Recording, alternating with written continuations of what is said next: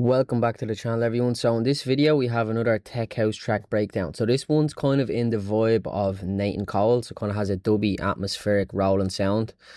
So I'm going to give you a little listen to the track. I'll show you all the main elements first and then we'll go through them bit by bit. So I'm just going to start the track before the bass kit comes in, so let's get straight into it.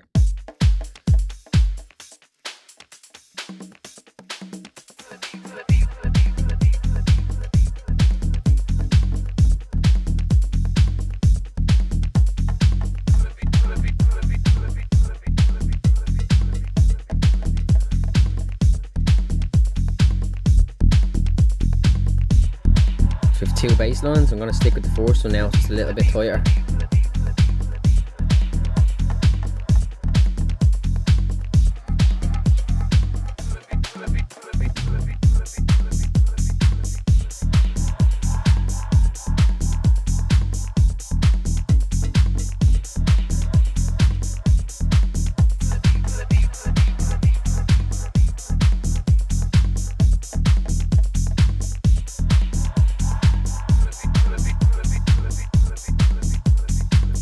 A lot of polyrhythms going on here to keep the track moving. Then we bring in the fourth chord here.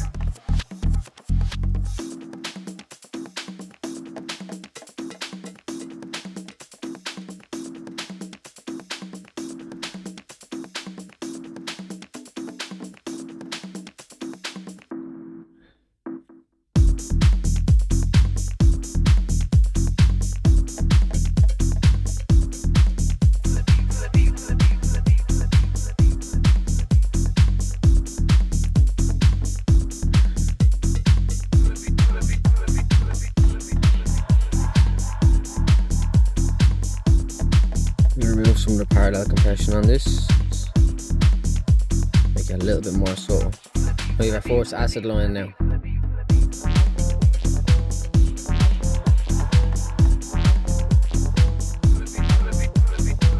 And we're using, I think it's called Sasoyan or Fasoyan. We're using that now. And this is the pattern we have.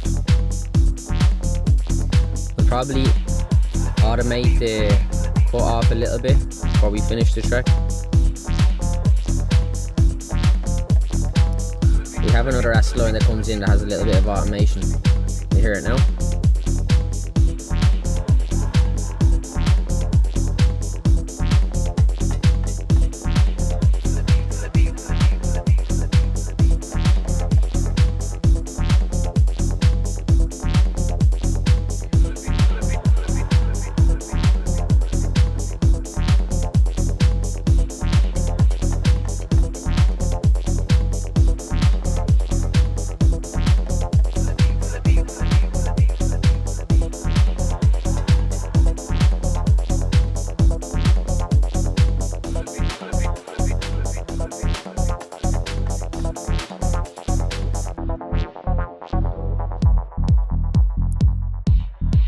We roll off everything and we just leave the bass, the drums and some of the effects.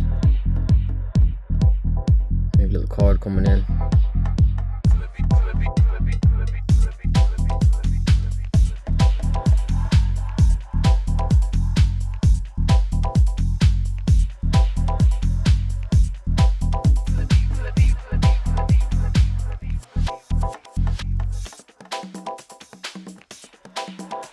And the congas back in, and then the bass, and then we're coming into our outro then.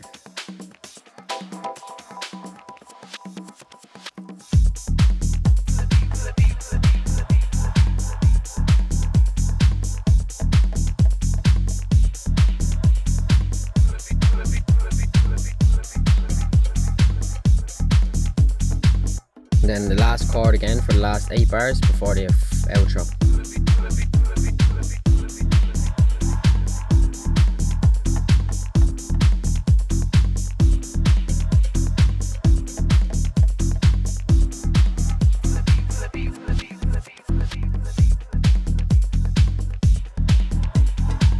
So that's basically it. So I'm going to start with our drums. So I'm going to loop this section. I'll start the drums and the effects and then yeah, we'll move on from there. So this is how the track started. It was just a kick drum and a loop. So this is how we started the track. This full drum loop, we just warped it very slightly. Then I added this conga loop. There's nothing crazy going on there. I just have a little bit of utility, and I deducted the whip because when I remove it, there's some sort of phasing issue happen at the start. So when I have that on, it disappears.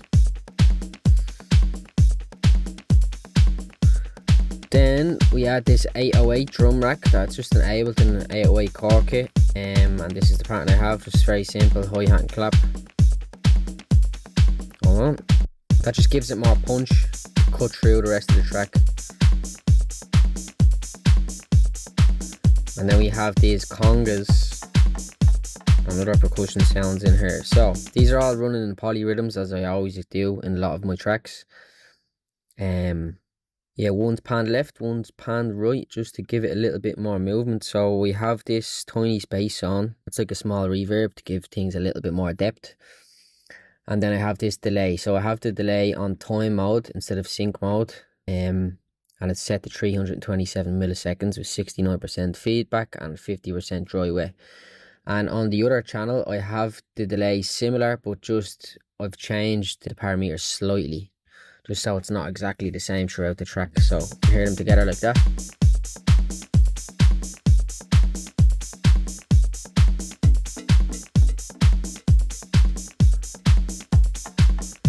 I'm gonna remove that one. They hit at the same time, so before I finish it, I'll check and see if there's many of them hitting at the same time. So now I'll move this one back to like here.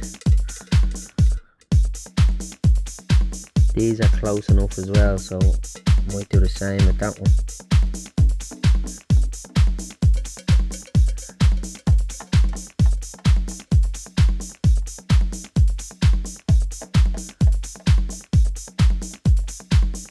These are going to be very similar delays, it's just slightly different. And then we have this little vox that we cut out of a vocal sample, and that's also running in a polyrhythm.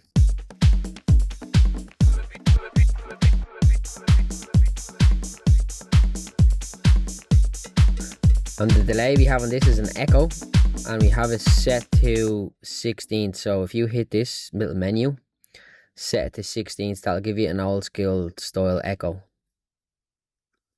And yeah, we have it on for 80% feedback and 70% dry wet.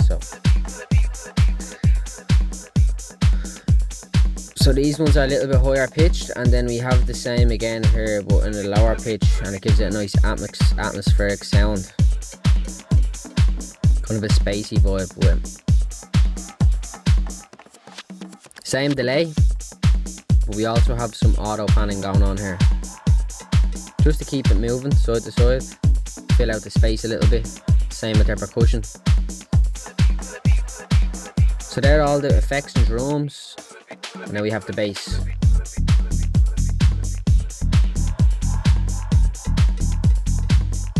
That's a very early 2000s Nate & Cole style of bass. So here's the pattern, very simple. It's the effects and the vocals that kind of keep it moving. So yeah, now we introduce our first chord here on the breakdown.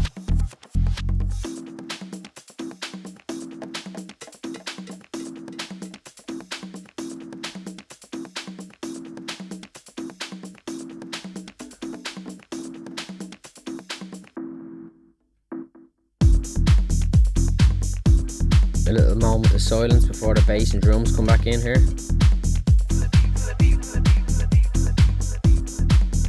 Bring the volume down this a little bit. Close it.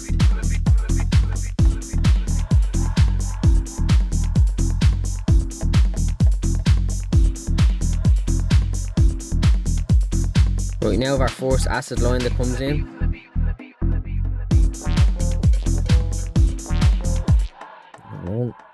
Just make sure that's synced correctly.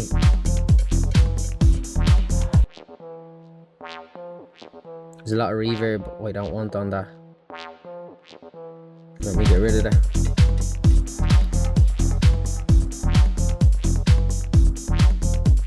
Now much cleaner.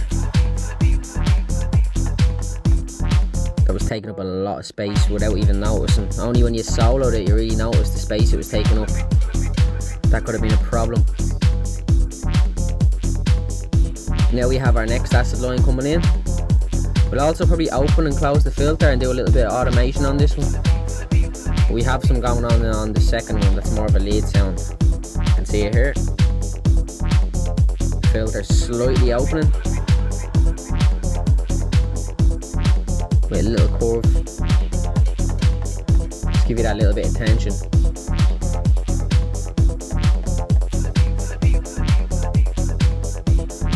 And then we roll that off here with some delay in our send and returns, just a little bit of space echo.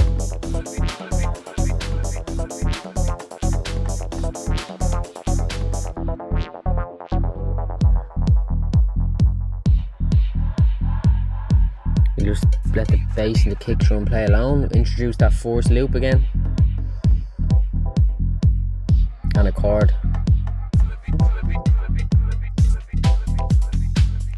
You can also see we do this a few times before I change to the reverse. So we have that with these effects, it kind of all rolls in nicely and you can kind of signal there's a change coming. So now we remove the bass and the kick drum. And we bring the percussions back in. A little bit of delay again. Space echo on the chord before we roll it off.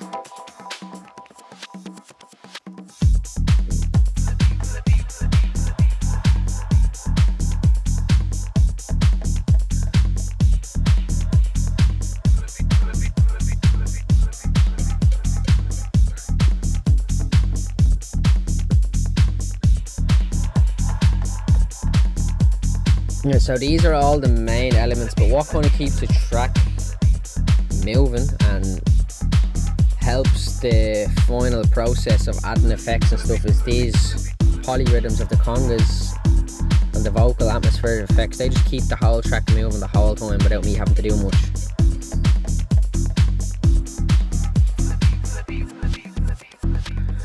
Because you even get little surprises that you weren't expecting, like before the bass comes in here. The vocal hits, and that wasn't on purpose, that was just like a happy accident, but it kind of works really well, as you can see here.